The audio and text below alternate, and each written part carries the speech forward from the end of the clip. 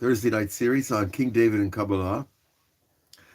We have been on break for a few weeks, and it is nice to be back, and I welcome all of you. And this is some very interesting material that was suggested by Amichai, one of our staff members for a long time at Web Yeshiva. I want to thank him, and of course all the members of Web Yeshiva.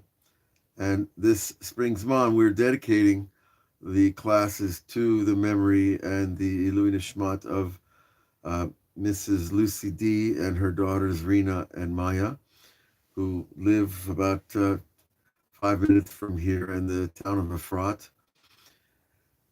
And, I'm sure a lot has been said and a lot has been read. And these types of events they're almost beyond discussion when we hear about such things. And I was at the funeral of the daughters, and it's an amazing thing to see the outpouring of love for people, and especially when we live in this what are called the territories, the settlements, and there's a sense of family about the whole region, because we're all involved in building something for the future. Obviously, Am Yisrael is not about to be stalled by any evil creatures with guns, and so we have to only be vigilant and persevere in all that we do, and we are victorious, and we will continue to be victorious over evil. So these classes this month and this Zman are for their soul. And you ask a question: Do people's souls really benefit when we dedicate things to them down here in the physical realm? And I asked a rabbi at the Shiva Mekubalim about this once, and he says, when you light a candle for a relative, like on Friday night when you light your Shabbos candles, you light one candle, and this is for the memory of my grandmother or whoever it might be. The rabbi I asked, he said, all the other souls around that soul in heaven want to know what happened. A candle was lit for so-and-so. In other words, the amount of light that is received above is much greater than the light that's accrued down here. We see a candle. We have an idea that this is a holy thing. We have a tradition that when we dedicate things for people in the physical realm, we don't understand that when those physical acts hit the barrier and move into the spiritual realm, they expand exponentially, and in time and space and above time and space. And so the merits of the soul, every year we're also taught on Rosh Hashanah, all the souls are judged, not just those of us down here, but even the souls in heaven are judged to see what their offspring are doing in this world and what other good deeds are being accrued because of their efforts. And so it's something that cannot even be calculated. And it's something that, because we're people of flesh and blood, we live in this physical stricture, this condensed reality, that we have a very hard time with this idea of something beyond our reality. But in heaven, they look down at us and they're like poor people. They have no clue. That's us. They're thinking about us. We have no clue of what is really happening and how large and expansive this realm that we live under, if you will, is. And so when we do things like say Kaddish, and we dedicate classes or just light candles, it has tremendous impact for the soul above. And it is not for us to judge that, rather to receive it like everything we receive in Torah. Naseh v'nishma. We will do it, we'll believe in it, and we'll learn about it in a panemius, in a real way, as life unfolds and perhaps even when after we leave this world, whenever that might be, after 120. So we really have to believe in what we do, because the rabbis, the sages and the Mekubalim that passed these traditions, they weren't making things up. They have better things to do with their time than try to create metaphysical fantasies for us. So we believe in them implicitly, and that belief always comes true if we have the patience and the vision to see it.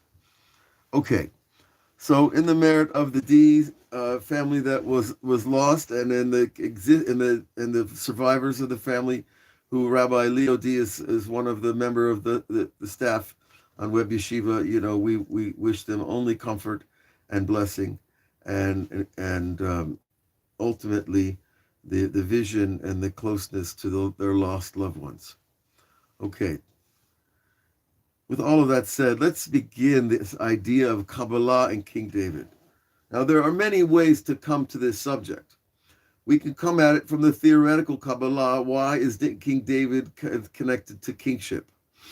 And we're going to come to that in a later class. We might touch on it here or there, and then we can come to the idea of King David as a student of the Torah, which most certainly he was. We know that his father, Yishai, was considered the greatest of his generation. In the Talmud teaches us that Yishai never sinned and was one of the few people that left this world without dying. In other words, a transfer of soul without the actual dying of the body. Yishai was considered was a shofet, a judge of the people in Bethlehem, in Beit Lechem. It's interesting how I always switch over to the English phrases, translations. Anyways, Beit Lechem, the house of the bread, And so he received a tremendous amount of Torah, I'm sure, from his father. But Kabbalah is not one of those things that you intrinsically receive from your masters unless they're involved in it as well. And not every soul is called to this type of learning. But we do know that when David was 17, a young man, and not 17 like 2023. I have an idea he was a little bit more advanced and matured than a 17-year-old from today, and certainly not when I was 17.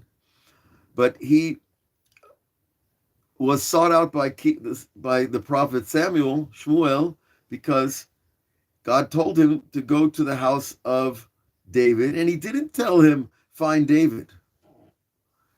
God told Shmuel in the prophecy, go to the house of Yishai in Beit Lechem, and I will show you the king, the next king. And the process of selection over there is very interesting, because all the other older brothers of King David were expecting one of them to be chosen, and ends up the younger brother, the guy who's always out in the field with his sheep playing his flute, he gets to be chosen king. And so, that's one little isolated incident in a place where there's no media, there's no telephones, there's no television to pass the word that one of Yishai's sons is going to be the next king. But the moment he gets anointed with the oil, the spirit of holiness is upon him. And so what that does for King David is creates the vessel to begin to receive ideas from a much more stable, and I want to say integrated place. Because anybody can open up a book of Kabbalah and start learning, but it doesn't mean it's going to penetrate you to understand and see how it all fits together into the great unity of this creation. And the way that the Torah, the Jewish people, and Hashem are one. And so, but King David was anointed with this very special oil that did come from Moses, and it was made in the Mishkan. And so that turned him into a vessel for kingship. And one of the interesting things when we talk about this transmission of Kabbalah or of oral Torah in general, many of these ideas were not written down. And the few that were passed only to very few people, because if only rich people had books back then, because you had to pay someone to write your book on a roll of cloth, sheepskin or lambskin. And I guess sometimes they probably used goat, and they used other items that were kosher, because you can write on any kosher animal skin, and it can be used for a mezuzah or for a Megillah, etc. So when King David received that oil and became the next king, it wasn't automatically known. It wasn't nearly automatically accepted outside the small world of Beit Lechem and Ramah, which is today near Ramot in northern Jerusalem, which was where Shmuel Hanavi lived. And certainly not far from there is Har Gilboa and in the region of Binyamin, where the tribe of Binyamin had fostered and fathered the first king, King Shaul. And King Shaul had his own issues that we're going to talk about in this transmission of kingship and the Kabbalah that goes with that. Okay. Now we know that once King Shaul heard that David had been anointed, he became very jealous. And jealousy is a human emotion. And people can be jealous about big things and little things. And people can be jealous in a kind of an unjustified way or a justified way. Or unless, I don't know if justified is the right word, perhaps more understandable. Jealousy in families is very common, especially when there's a lot of children. And attention, how much attention can you give when you have 17 children, I heard a story recently about a lady from Kfar Chabad. She has like 22 children. One woman, 22 children, one father. And she got on a bus with like 10 of them. And the bus driver was upset. It was like, the lady's taking over my bus. I can't, And he told the lady, please, next time you get on the bus, can you bring half your family? And she said, this is half the family. I can bring the next half if you want. So, the idea of jealousy is not uncommon. However, we have this tendency in our imagination to think of the ancients as above the human realm. And it's not, I don't feel that's absolutely accurate. I think that the ancients were much greater than us in certain ways and very human in other ways. Because the amount of holiness that you might have creates an opposite equal force. So, kol gadol mechavero yitzro gadol mimenu. Right? The rabbis are telling us over and over that the greater a person is, the greater his Yetzirah is. And Rabbi Nachman explains why that is. Because every time you receive new light from Hashem, you automatically receive the opposite inverse light of the holy soul, which the opposite inverse of that would be the evil inclination. So we should never be discouraged when after you've had a wonderful Shabbat and all of a sudden it's Motzi Shabbat and you feel down. Or you did a wonderful trip. We're going up to Meron tomorrow for the Lag BaOmer weekend, and it's always a very high spiritual experience. And afterwards you feel like, wow, what happened? All the light's gone when it's over. And that's the Yetzirah trying to make you fall. Fall into what? Fall into not believing in the presence of Hashem, thinking that Hashem has left us. All the negativity that can be mustered is thrown against a person when you're climbing the ladder, because each time you climb the ladder, you get a new Yetzer Tov, and with that, Yetzirah. So we should never be discouraged by the induction of negativity after we've had a holy experience, because that's just a new obstacle to take us even higher and closer to Hashem and the fulfillment of the Torah, etc. So what we had in the story was King Shaul's jealousy. The Tanakh teaches us, the Sefer Shmuel, that he became very jealous and he even threw a spear at his son-in-law at two meals on Rosh Chodesh. They would gather for the first of the month, and so, which is a very nice custom, by the way. If you're living by the Jewish calendar, that first day of the new month is a special thing. And in Kabbalah, it is compared to Shabbat. It is a time a new light is coming to the creation for this month. See, each month has its own light. Each week has its own light. Each day has its own light. And if you want to get really small about it, every 1.3 seconds has its own light, because God's name is flashing and transforming every 1.3 seconds. It's like the pulse of the universe, if you're familiar with that teaching from the Arizal. Now, so King David knows he's in trouble. He's already ran from the family twice. And remember, he's the son-in-law by virtue of marrying Michal, who Shaul gave to David.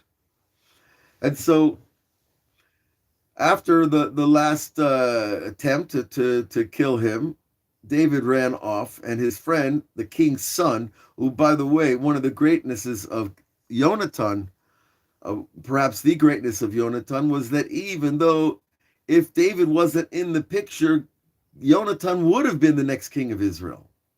And yet he did not sacrifice his friendship to the one the prophet anointed. Rather, he said, I will do whatever I can for you, and I will be dedicated to you no matter what, regardless of the fact that I would have been king. And so, because they respect the prophet and his choice more than the ancestral transmission of kingship, because at this time there was no ancestral transmission, because Shaul was the first one, but it was not destined to be that the tribe of Benjamin, nor this line of Shaul's family would be the ultimate kingship line, but rather. And it's interesting we're talking about this because there's a coronation going on soon in London, I suppose. I don't oppose it. Why would I say that? Maybe I do. Don't have to do with Freud here. No. So, and by the way, there are people in the British system that believe that they're connected to King David. And we know that God promised Sarah that kings would come from her. She only had one baby. And that was Yitzhak. And from there, the Jewish people spawned kingship. But eventually, that spread out into the world. So the other nations say, well, we have a connection to King David. It might well be true. And we're not supposed to poo-poo that. What they do with kingship is like every human being. The test is still a test. So at one point, King Saul put out the word, I want David killed. And his son, Yonatan, talked to him and convinced him, no, Abba, Father, why do a sin? He has not sinned against you. And he talked him out of it. Now, I'm giving you, of course, my quick rendition of the Tanakh, because I've been through this a few times. So at that point, Shaul accepted what his son convinced him of. He accepted, okay, I'm going to leave David alone. I'm not going to bother him anymore, which is a form of tshuva.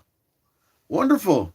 Problem solved. David doesn't have to get a spear thrown at him when he goes to eat at his father-in-law's house. But lo and behold, of course, he changes his mind, because that's what happens. King Shaul did tshuva, and he created a new Yetzer Hara. And the new Yetzer Hara wanted him to go back after David again. And so now he sent off messengers. Now at this point, David had gone home to his wife, Michal. They had their own home in Jerusalem. And he sent messengers to find King David. And Michal, the king's daughter, heard that the messengers were coming, so she told David. So he ran out the window and down the wall and ran off to Ramah in northern Jerusalem. Which, is a very interesting thing. If you think about it, if you sit in the old city, you can see, in the distance, Ramah. It's, I'm guessing 10 kilometers, maybe less, maybe 5 kilometers, something like that. So it's not an impossible idea that you jump on a horse and you take off. And so that's what he did. The messengers came. they found a bed where Michal had made a dummy underneath the covers, and they saw that they had been fooled. So they went back to report it to Shaul that we've been fooled. David ran off, and he said, okay, well, go. I want you to go to Shmuel, because Shaul was intuitive enough to understand that David would run to the prophet who had anointed him for protection from the king, because there's nobody else in the country that can protect him.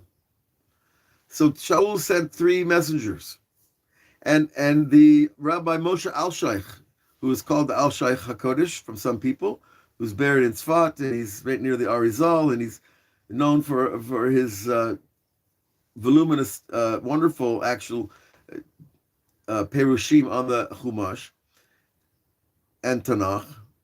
And he writes that before they even got to where Shmuel and David were, the prophets the messengers fell down on the ground in prophecy.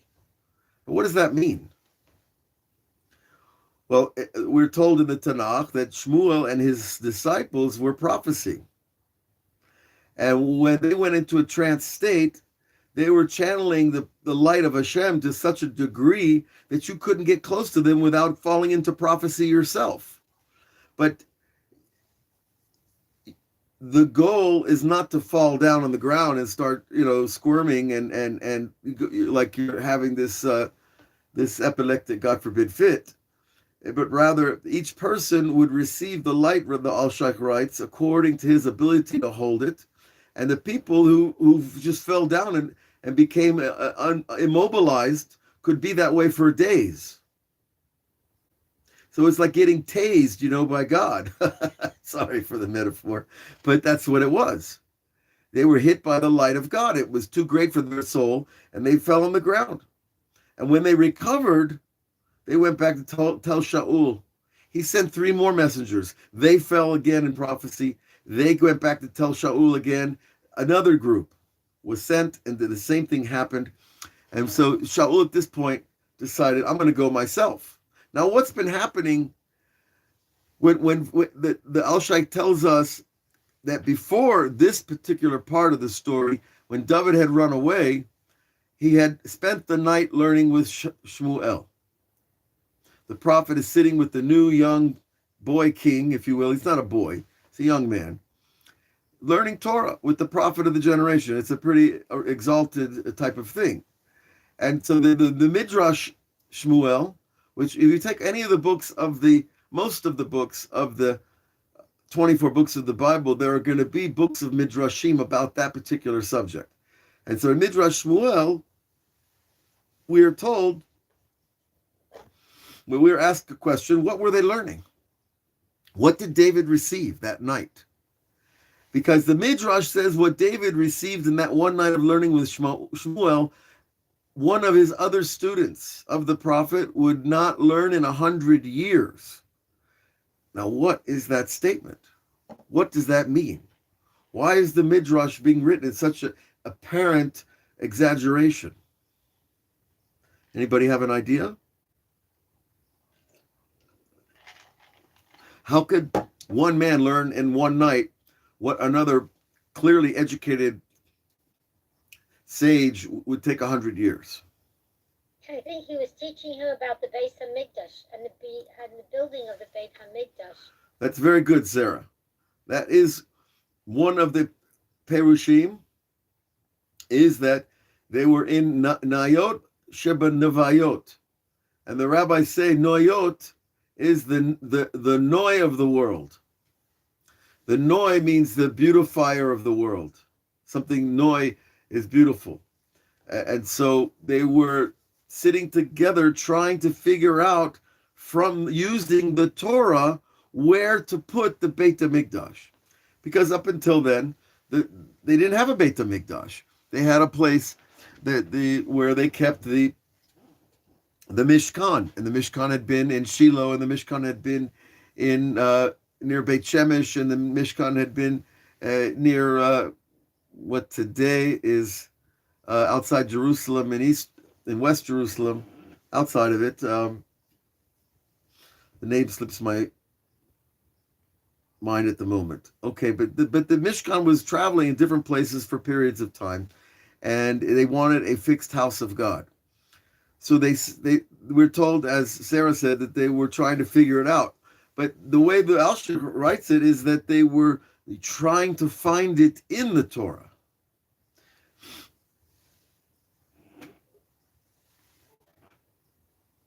And the basic idea of the building of the Torah was given to us from another verse that said Vayavo Kam V'Ya'aleh, and so that they would go up and establish. Like Kayem, or to come is to get up, and it also means to establish. So the command already was woven into the Chumash, but only in those three words. So they didn't know where to put it. And at this point, I'm going to introduce another idea. And this is a story that is known and recorded from about 40 or 50 years ago. A young woman a Jewish woman was kidnapped in London. And at the time, the Baba Sali had a son, Rabbi Meir Abu Chatzera, who was considered one of the greatest Kabbalists of the generation. And he was known for his ability to read maps. And what does that mean? Well, there is a level of Ruach HaKodesh, of Holy Spirit, where a sage like Rabbi Meir Abu Chatzera would be able to look at a map and know things from the map. And we have this tradition from the Lubavitcher Rebbe, that he would be shown maps of the 6-day war as one example. Another is this Yom Kippur War, that the big important people in the government, in the military, would go to Brooklyn and show the Lubavitcher Rebbe maps. And he would point things out to them that would happen. So a map is not just a map, like we think of it as a piece of paper. Because when you're looking at a map, you're looking at an image of the earth, or say Jerusalem. And so the map is a physical reflection of a spiritual reality.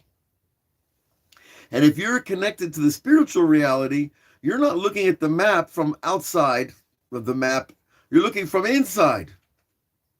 And so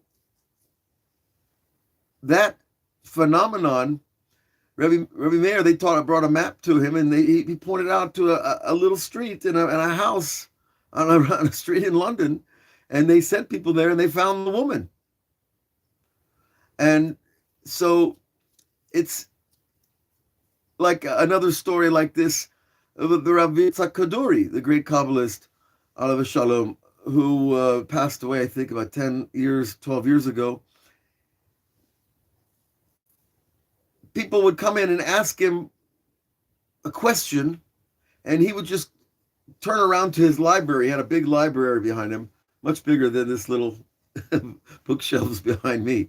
And he would turn and he would go like this, passing his finger across all the books, and then he'd stop there.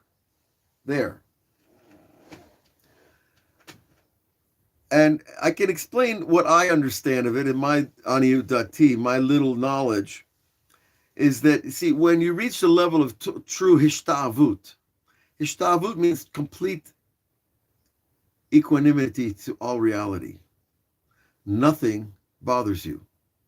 Nothing takes you out of your perfect center. And there's an emptiness that King David calls in Tehillim Halal Bakirbi, where your heart is so empty, you don't take sides on any issue. You don't have an agenda except God's agenda. So if you're at Rav Yitzhak Kaduri and someone comes and asks you, and you point out a mixed 10,000 books where the answer is, or Rabbi Meir Abu Chatzera, you point to a map and you say, that woman's in that house. He's being guided for the sake of those souls whatever their level of merit is not important here. He's being guided to to reveal the information that needs to be revealed for their sake. And so I believe that King David and Shmuel Navi was the greatest prophet of all, much bigger than any of the Kabbalists in our generation in a certain way. I can't measure such things, obviously, but it would seem to me when it says that they were all night learning from the Torah where they should put where the Beit Hamikdash should go, they were using the Torah like a map of Jerusalem. And they had Har Bayit then. They had the dome of, they didn't have the dome of the rock, no dome.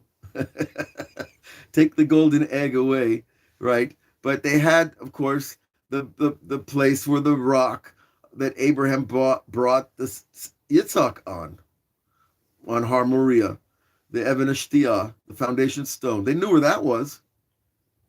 But they didn't tell them that they should put the Beit HaMikdash there at the time. So, but it was revealed to David and Shmuel, and then that was when the planning began. Okay. Now, another idea that we can run off this idea, which is a little bit, shall we say, a little bit more modern in its approach, is like this. That where else do we see this phenomenon of a man learning 100 years of Torah in one night? What is that?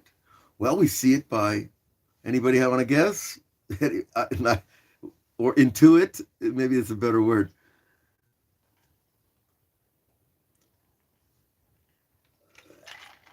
Well, the example that came to me was Yosef HaTzadik. Yosef was in prison, the last night in prison. He was, the word was out that Pharaoh wanted him to leave prison and come to him and interpret his dream. And so, but before he left that night, it said that our tradition says that the Malach Gabriel came to Yosef and taught him the 70 languages. Why? Because Pharaoh had already chosen Yosef was going to be. He obviously knew this Hebrew slave was a special person, and all of other Pharaoh's advisors were upset, and they were afraid because they knew that Pharaoh could very easily set Yosef above all of them, which is exactly what happened. But in Egyptian law at the time, it was forbidden to have a foreigner have any power over Egyptians. Foreigners were guests only. There was no such thing as, moving into the city and running for mayor. Like you see happens everywhere now. People from every country can go to America and become mayor, governor, senator, whatever. And so these other ministers of Pharaoh didn't want Yosef coming out. And they argued against him. They argued against Pharaoh. He said, he's an Ivri. You can't use him like this. And of course, Pharaoh's like, I can do anything I want. I'm Pharaoh. And but one of the laws in Egypt at the time was that you had to be able to interpret and understand 70 languages. So that, that would kind of exclude most people, I have a feeling. Although there clearly was a tradition that people knew a lot of languages then, or otherwise they wouldn't have that requirement. So this created the subtext where Gabriel, the angel, came on that one night and taught Yosef all those 70 languages. Now you still have to ask, wait a minute, how does anybody sit? How many pages can you absorb in a night before you're tired? How many cups of coffee can you drink? How many, I'll go when I learn all night in Hebron, I'll go out and do push-ups just to stay awake. It's impossible. How do they do this? So there are other traditions. And I will share one with you in a limited way. What I understand is that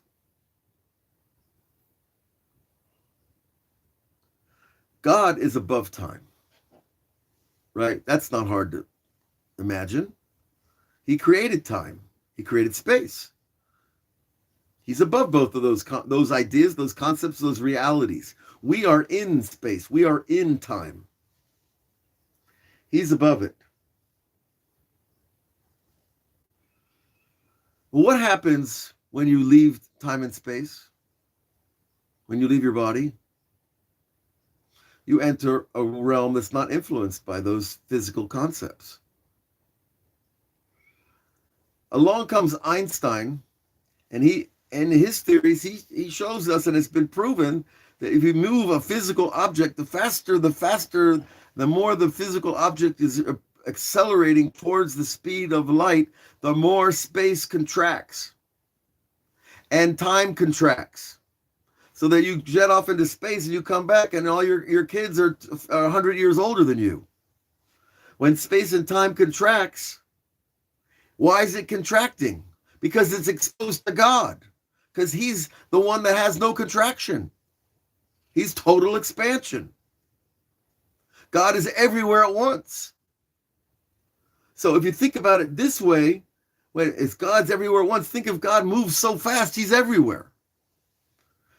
And one of the words that a rabbi I know used is, he calls it the hyperlight universe. Hyperlight meaning it's all one equal light, but it's not physical light. It's God's essence, his presence. And so if you enter that realm, your mind is not the mind that you have, that you know. Your mind becomes a super processor. And so you can receive information much faster.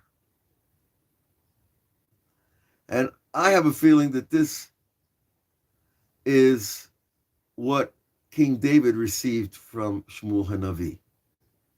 And I believe a proof of it is, we see it in the Talmud, the story of Honi and Magel. Great Honi, he's one of the great ones. He's called Anshe Maaseh. Now, Anshe Maaseh is what? A man of action. That's a nice title. What does that mean? But remember, titles in the Talmud aren't titles at the Chamber of Commerce, at the United Nations. When a Talmud gives you a title, it means something much different. And Anshe Maaseh means he's Anshe Maaseh Merkava. He's a man of the working of the chariot. He's an insider in the workings of creation. He's a Kabbalist. And Honi was clearly a great Kabbalist.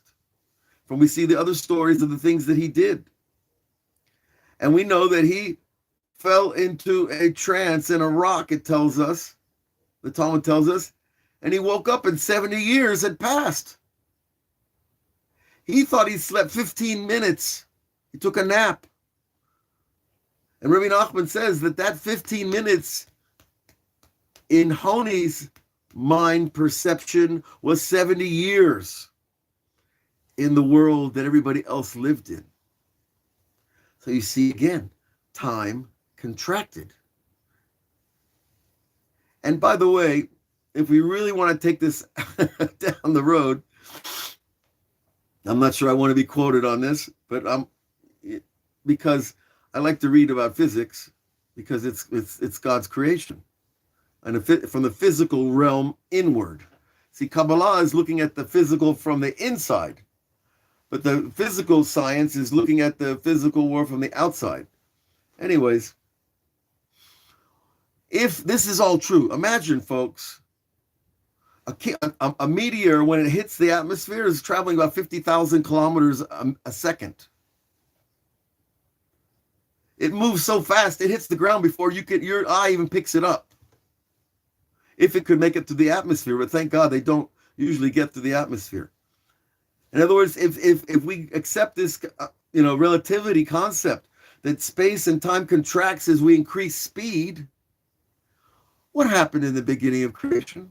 How fast was, and the Big Bang, by the way, what they want to call the Mapatz Gadol in Hebrew, the Big Bang, where all matter was condensed into one place and then it exploded. Which in Kabbalah, there are parallel ideas, but they're not exact precision answer. They're not exact. the idea of the Big Bang is not exact and precise like the Kabbalah. So the Kabbalah and the Otzrot Chaim of the Arizal, which is the book, by the way, that Rabbi Chaim Vital buried himself with in Damascus. Of all his books, he said, "I'm buried with this book," and it was the concentration of all the Eitz Chaim. It's a little thin book, but compared to Eitz Chaim, which is massive, and it's all in there. And he gives us all the stages of creation. And there's no mapatz gadol, but remember, it's not talking about the physical.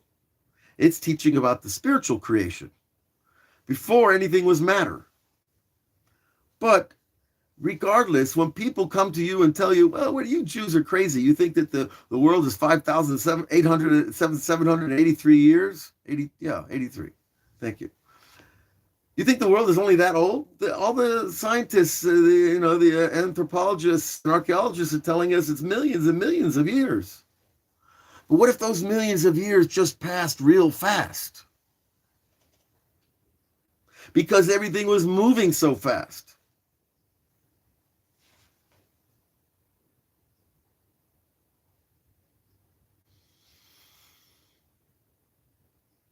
It re-explains history completely. And it totally makes the Jewish perception of time a possible reality. Even for a universe that we're being taught in college that it's 13 billion years old, this universe.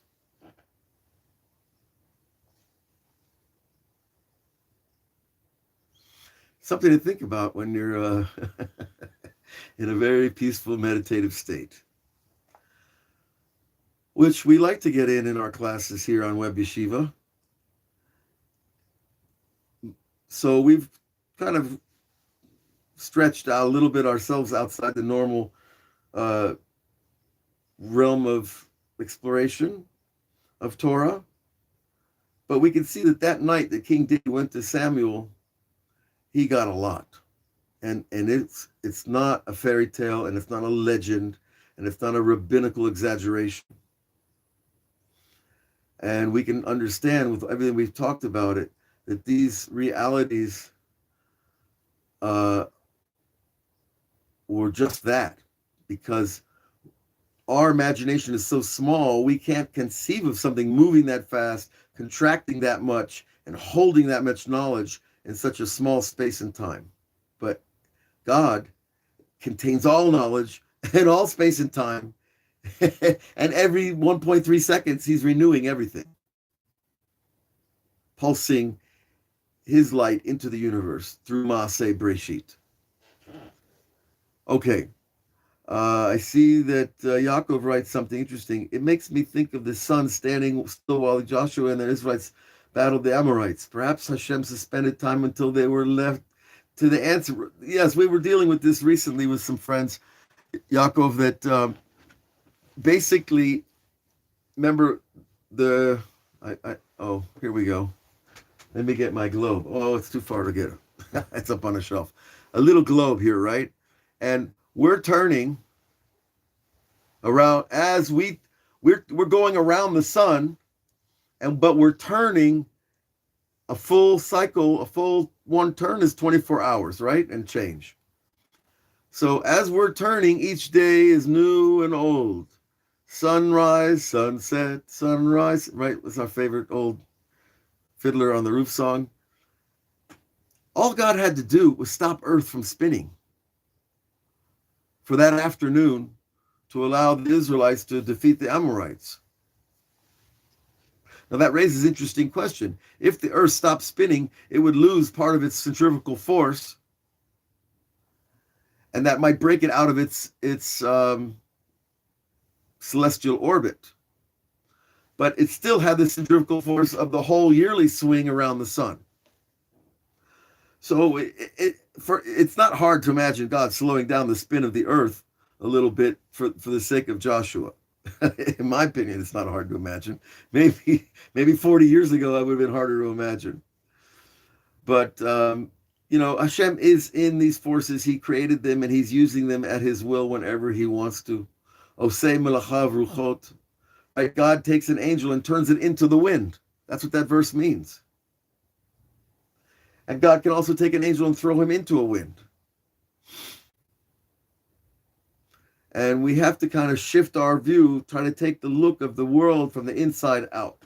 And the more Kabbalah, and the more chassidut, and the more mitzvot that we keep and that we learn and we practice, the more we get refined. We see that we are the inside.